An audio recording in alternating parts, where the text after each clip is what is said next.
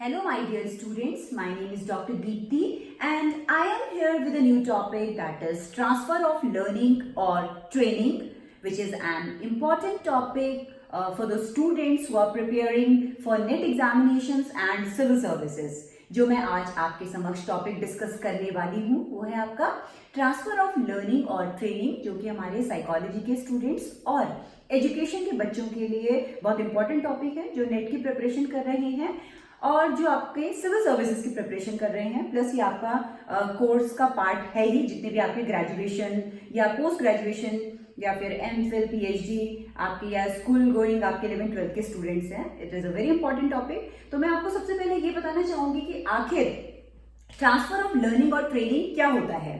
देखिए, जब हम किसी भी स्किल नॉलेज को हम सीखते हैं किसी भी एक सिचुएशन में और हम उस सीखी हुई चीज को किसी दूसरी सिचुएशन में यूज करते हैं, उसे कहते हैं ट्रांसफर ऑफ नॉलेज या ट्रांसफर ऑफ ट्रेनिंग या ट्रांसफर ऑफ लर्निंग। ठीक है, तो ये बेसिकली क्या है, the carry over of learn skill from one situation to another situation, इसे हम ट्रांसफर ऑफ लर्निंग कहते हैं। बहुत सारे साइकोलॉजिस्ट हैं, बहुत सारे फिलोसोफर्स, एजुकेशनिस्ट हैं, जिन्होंने ये पता लगाने की कोशिश की है कि हम किस तरीके से, अगर हम किसी भी सिचुएशन में किसी चीज को सीखते हैं, कोई भी नॉलेज लेते हैं, आखिर ऐसा क्या चीज होता है जो हमको उस स्किल को दूसरी सिचुएशन में हेल्प करता है सीखने को। वो सारी थ्योरीज आज मैं आपके सामने डिस्कस करूंगी। देखिए, जो आपका ट्रांसफर ऑफ लर्निंग और ट्रेनिंग होता है वो 3 प्रकार का होता है। पहला है आपका पॉजिटिव ट्रांसफर ऑफ लर्निंग और ट्रेनिंग, दूसरा है आपका नेगेटिव ट्रांसफर ऑफ लर्निंग और training and third one is zero transfer of learning और training. Positive transfer of learning और ट्रेनिंग का मतलब होता है जब हम किसी भी सिचुएशन में किसी स्किल को सीखते हैं और वो बेनिफिशियल होती है हमें दूसरी सिचुएशन में स्किल को सीखने में, that is known as positive transfer of learning और ट्रेनिंग। जैसे मैं आपको एक एग्जांपल देना चाहूंगी कि यदि हमारे पास मैथमेटिक्स सब्जेक्ट होता है, हम लोग मैथ्स हमारी बहुत अच्छी होती है, तो वो हमें हेल्प करता है फिजिक्स के न्यूमेरिकल्स को सॉल्व करने में। तो ये आपका हो गया पॉजिटिव ट्रांसफर ऑफ लर्निंग। ऐसे ही आपके वो सब्जेक्ट्स, जैसे आपके साइकोलॉजी हेल्प करता है आपको एजुकेशन में, हेल्प करता है, इसी तरीके से आपको एजुकेशन हेल्प करता है साइकोलॉजी में। ऐसे ही आपके सोशियोलॉजी, फिलोसफी, ये सब सब्जेक्ट्स जो हैं ये आप एक दूसरे सब्जेक्ट्स में हेल्प कर सकते हैं स्किल डेवलपमेंट के लिए। दूसरा है आपका नेगेटिव ट्रांसफर ऑफ लर्निंग और ट्रेनिंग। इसमें क्या होता है कि जब हम किसी भी सीखी हुई चीज दूसरी सीखी हुई चीज के लिए एक ऑब्स्टिकल बनता है, that is known as negative transfer of learning. जैसे कि मैं आपको एग्जाम्पल बताऊंगी, अगर हम फॉरेन कंट्रीज में ड्राइविंग सीखते हैं तो वहां पर हम लोग क्या करते हैं, राइट हैंड साइड में ड्राइव करना सीखते हैं। जैसे हम अमेरिका की बात करें, अगर हमने क्या किया है ड्राइविंग, वहां अगर हम लोग वहां पर एक्सपर्ट हैं और अगर हमें इंडिया में आकर ड्राइव करनी पड़ती है तो आपने देखा होगा हमें वहां लेफ्ट हैंड साइड में ड्राइविंग सीट पे बैठना पड़ता है। तो आपने क्या है, वहां पर राइट हैंड साइड में बैठे हो तो आपको क्या करेगा, यहाँ पर ड्राइविंग में प्रॉब्लम क्रिएट करेगा। इसे कहते हैं नेगेटिव ट्रांसफर ऑफ लर्निंग। कोई भी सीखी हुई चीज आपको दूसरी जगह वो एक ऑब्स्टिकल क्रिएट कर रहा है सीखने में, that is negative transfer of training. तीसरा जो आपका है वो है आपका जीरो ट्रांसफर ऑफ लर्निंग और ट्रेनिंग। इसका ये मतलब होता है यदि आपने किसी सिचुएशन में कुछ स्किल या नॉलेज सीखी हुई है, उसका कोई फर्क नहीं पड़ता अगर आप कोई दूसरा स्किल डेवलप करते हो। जैसे कि फॉर एग्जांपल, अगर आप हिंदी पढ़ रहे हैं तो हिंदी और इंग्लिश, आपने हिंदी इंग्लिश दो अलग अलग सब्जेक्ट है, तो दोनों की सीखी हुई चीज क्या है, एक दूसरे के लिए ऑब्स्टिकल नहीं होगी, क्योंकि दोनों के एलिमेंट्स, दोनों की कॉम्पोजिशन ही बिल्कुल डिफरेंट है। तो जब एक सीखी हुई चीज दूसरी भी सीखी हुई चीज के लिए कोई ऑब्स्टिकल, कोई भी आपकी प्रॉब्लम क्रिएट नहीं करती, that is known as zero transfer of learning और ट्रेनिंग। ये तो होंगे हमारे टाइप्स। अब मैं आपके सामने डिस्कस करूंगी कि जितने भी साइकोलॉजिस्ट थे जिन्होंने ये पता लगाने की कोशिश की कि किस तरीके से हम एक स्किल को एक सिचुएशन से दूसरे सिचुएशन में हेल्प करते हैं, क्या ट्रांसफर होते हैं, कौन कौन से कंपोनेंट सिमिलर होते हैं, तो वो मैं आपके सामने आज डिस्कस करूंगी। जो सबसे पहले थ्योरी आपकी ट्रांसफर ऑफ लर्निंग और ट्रेनिंग की है वो है आपकी theory of mental discipline, that is faculty theory. देखिए, ये जो थ्योरी है आपकी, ये सबसे ट्रेडिशनल और ओल्डेस्ट थ्योरी मानी जाती है। इस थ्योरी थ्योरी के अकॉर्डिंग हमारा जो माइंड होता है वो बहुत सारे मसल्स को लेकर बनता है। तो इन्होंने माइंड को बताया था कि it comprises of many muscles, जैसे आपकी रीजनिंग हो गई, आपकी इमेजिनेशन हो गई, आपकी प्रॉब्लम सॉल्विंग कैपेबिलिटी हो गई, आपका अटेंशन, रिकॉग्निशन। तो ये सारी की सारी चीजें क्या है, हमारे माइंड के मसल्स हैं। जिस तरीके से हम अपने बॉडी के मसल्स को क्या करते हैं, प्रैक्टिस और ट्रेनिंग के थ्रू एक्सपर्ट बनाते हैं, वैसे ही क्या होते हैं, हम माइंड के इन मसल्स को प्रैक्टिस और ट्रेनिंग के थ्रू स्ट्रॉन्ग बना सकते हैं। इस थ्योरी के अकॉर्डिंग ये बोला गया है कि अगर सपोज हमारी मेमोरी किसी भी फॉर एग्जाम्पल वर्ड्स को मेमोराइज करने में बहुत अच्छी है, तो वो मेमोरी हमारी टेबल्स को याद करने के लिए भी बहुत अच्छी होगी। इनका ये मानना था कि अगर मेमोरी मसल पर्टिकुलर टास्क को अगर अच्छा कर रही है तो मेमोरी मसल आपके दूसरे टास्क को भी अच्छा करेगी। लेकिन इस थ्योरी को चैलेंज किया गया था विलियम जेम्स के द्वारा। उन्होंने कहा था कि ऐसा नहीं होता है कि आपका पर्टिकुलर, अगर आप किसी चीज में आपकी मेमोरी अच्छी है तो आपके दूसरे चीजों में भी आपकी मेमोरी अच्छी होगी। तो इन्होंने अपनी थ्योरी में उसका रीजन दिया था, जो मैं आपको अभी नेक्स्ट थ्योरी में डिस्कस करूंगी। दूसरी थ्योरी आपकी एपर्सेप्शन थ्योरी ऑफ ट्रांसफर।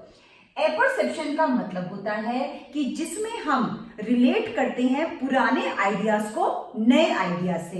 एपरसेप्शन का मतलब होता है कि हम क्या करेंगे, हमारे अंदर एक स्टोरेज होता है ओल्ड आइडियाज का, जो कि हमारे सबकॉन्शियस माइंड में होता है।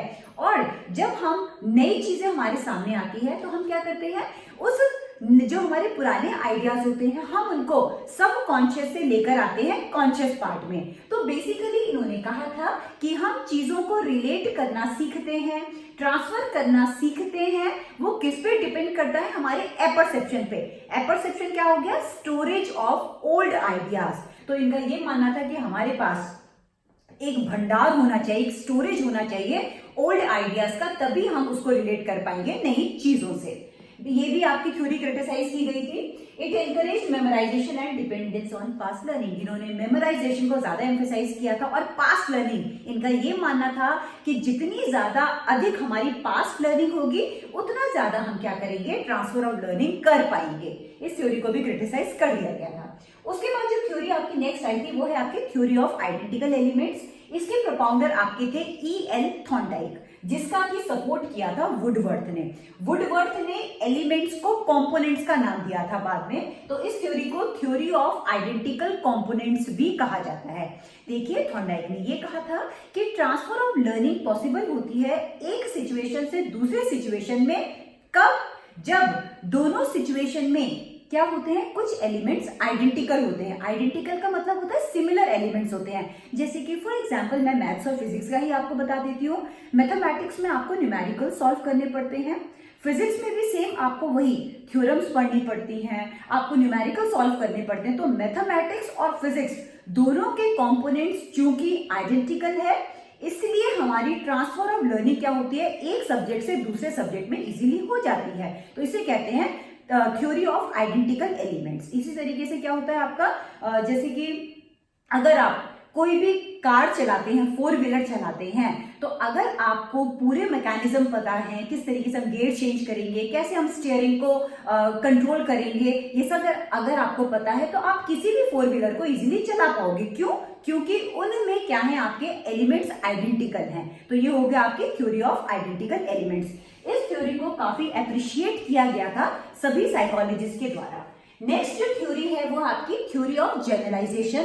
इसके जो आपके प्रोपाउंडर थे वो थे चार्ल्स जर्ड। देखिए, चार्ल्स जर्ड ने कहा था कि जनरलाइजेशन क्या होता है, प्रिंसिपल होता है, एक लॉ होता है, जिससे कि हम क्या करते हैं, सीखी हुई चीज को एक सिस्टमैटिकली प्रैक्टिकलिबिलिटी बनाते हैं। यानी कि जो हमने सीखा है हम उसको प्रैक्टिकली इंप्लीमेंट करते हैं।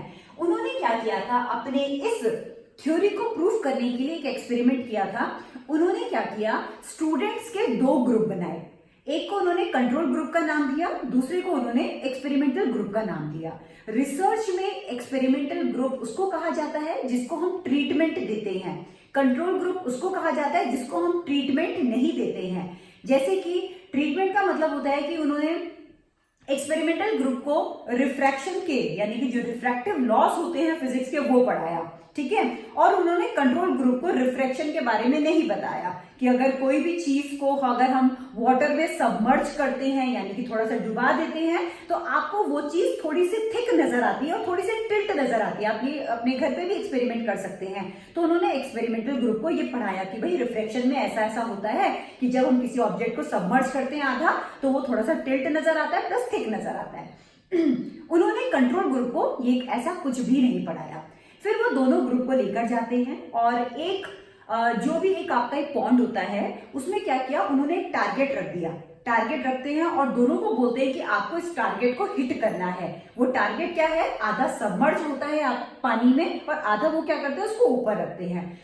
अब उन्होंने देखा कि जितने भी आपके कंट्रोल ग्रुप के स्टूडेंट्स थे वो हिट करने में सक्सेसफुल नहीं हुए, लेकिन एक्सपेरिमेंटल ग्रुप जिसको उन्होंने रिफ्रैक्शन के लॉस पढ़ाए थे उन्होंने क्या किया, उस पढ़ी हुई थ्योरी को उन्होंने वहां पर इंप्लीमेंट किया कि यानी कि अगर कोई भी ऑब्जेक्ट आधा सबमर्ज है वाटर में तो वो क्या आपको थिक और थोड़ा टिल्ट नजर आया। तो जितने भी आपके स्टूडेंट्स एक्सपेरिमेंटल ग्रुप के थे उन्होंने बहुत अच्छे से अपने टारगेट को हिट किया। तो उन्होंने ये जनरलाइजेशन का अपना प्रिंसिपल इस तरीके से इस एक्सपेरिमेंट के थ्रू प्रूव किया था। उसके बाद आ जाता है आपका जो नेक्स्ट थ्योरी है वो है आपकी ट्रांसपोजिशन थ्योरी ऑफ ट्रांसफर। इसके प्रोपाउंडर थे आपके जितने भी गेस्टॉल्ट फील्ड साइकोलॉजिस्ट थे, ठीक है। आपको कोहलर हो गया, वर्दीमर हो गया, कोफका हो गए। इन लोगों ने ये कहा था कि हम अपने स्किल को एक सिचुएशन से दूसरे सिचुएशन में तभी ट्रांसफर कर सकते हैं यदि हमारे अंदर क्या होगा, इंसाइट होगा यानी सूझ। उन्होंने कहा वही व्यक्ति एक सिचुएशन से दूसरे सिचुएशन में अपनी नॉलेज और स्किल को ट्रांसफर कर सकता है जिसके अंदर इंसाइट होगी। इसके बिना ये करना बिल्कुल भी पॉसिबल नहीं है। तो बेसिकली इन्होंने इंसाइट को यानी सूझ को ज्यादा इंपॉर्टेंस दिया था। उसके बाद आ जाता है आपका थ्योरी ऑफ आइडियल्स, ये आपकी सिक्स्थ थ्योरी है। थ्योरी ऑफ आइडियल्स के प्रोपाउंडर थे W.C. बैगले। इन्होंने कहा था कि कुछ आइडियल्स होते हैं जो हम सीखते हैं और इन्हीं आइडियल्स को हम क्या करते हैं, एक सिचुएशन से दूसरे सिचुएशन में ट्रांसफर करते हैं। तो इन्होंने कुछ आइडियल्स का जिक्र किया था जिसके बारे में आपको बताना चाहूंगी। इन्होंने कुछ आइडियल्स बताए थे जिसे हम आदर्श कह सकते हैं। पहला है आपका लव फॉर विजडम, दूसरा है आपका थर्स्ट फॉर नॉलेज, तीसरा है tolerance for difference of opinions, next spirit of inquiry. उन्होंने कहा था ये कुछ ऐसे आदर्श है, मैं इनका मीनिंग बता देती हूँ। पहले उन्होंने बोला love for wisdom. Love for wisdom का मतलब होता है बुद्धि के लिए आपका एक प्यार होना, आप सीखना चाहते हैं चीजों को, ये एक आदर्श उन्होंने बताया। दूसरा उन्होंने बताया था ज्ञान के लिए भूख होना। फिर उन्होंने बताया था tolerance for difference of opinion. आप क्या करेंगे जब आपके पास डिफरेंस ऑफ ओपिनियंस आते हैं तो आप क्या करेंगे, सबको अच्छे से सुनेंगे, सबको टॉलरेट करेंगे और आपके अंदर एक टॉलरेंस होनी चाहिए उनको सुनने की। देन है स्पिरिट ऑफ इंक्वायरी। इंक्वायरी का मतलब होता है सत्य को सामने लेकर आना और तब तक आप उसके पीछे रहिए जब तक कि वो चीज आपके सामने नहीं आ जाती। तो this is known as spirit of inquiry. तो ये कुछ ऐसे आदर्श हैं, यदि हमारे अंदर ये आदर्श डेवलप हो जाते हैं तो हम बहुत ही इजीली एक स्किल को या नॉलेज को एक सिचुएशन से दूसरे सिचुएशन में ट्रांसफर करने में सक्षम हो जाते हैं। इन्होंने कहा था कि every attempt should be made to develop desirable ideals among children। उन्होंने कहा था ये जितने भी आपके आइडियल्स होते हैं हमें कोशिश करनी चाहिए कि शिक्षा के माध्यम से हम बच्चों के अंदर डेवलप करें। जितने अधिक उनके ये आदर्श होंगे उतना अधिक वो क्या कर पाएंगे, एक परिस्थिति में सीखी हुई चीज को दूसरी परिस्थिति में ट्रांसफर करने में सक्षम हो पाएंगे। आज मैंने आपके समक्ष डिस्कस किया है कि ट्रांसफर ऑफ लर्निंग और ट्रेनिंग क्या होता है और आपके ये 3 प्रकार के होते हैं, positive transfer of learning, negative transfer of learning, zero transfer of learning. फिर मैंने आपको बताया कि इसके अंतर्गत आपकी 6 थ्योरीज आपको तैयार करनी है। सबसे पहले आपकी थ्योरी है थ्योरी ऑफ मेंटल डिसिप्लिन जो आपकी ओल्डेस्ट थ्योरी है। दूसरी आपकी एपर्सेशन थ्योरी ऑफ लर्निंग। तीसरी मैंने आपको बताई थी थ्योरी ऑफ आइडेंटिकल एलिमेंट्स। फिर मैंने आपको 4th थ्योरी बताई थी theory of generalisation. 5th theory है आपकी transposition theory of transfer. 6th theory जो मैंने आपके सामने डिस्कस की है वो है आपकी थ्योरी ऑफ आइडियल्स। तो ये आप प्रिपेयर करेंगे अपने नेट एग्जाम्स के लिए और सिविल सर्विसेज के लिए। और यदि आप चाहते हैं कि इसी तरीके के इंफॉर्मेटिव एजुकेशनल वीडियोस जो आपके कॉम्पिटिटिव एग्जाम्स में हेल्प करेगा आपके कॉन्सेप्ट्स को मास्टरी करने में, तो please share and subscribe my channel. Thank you so much.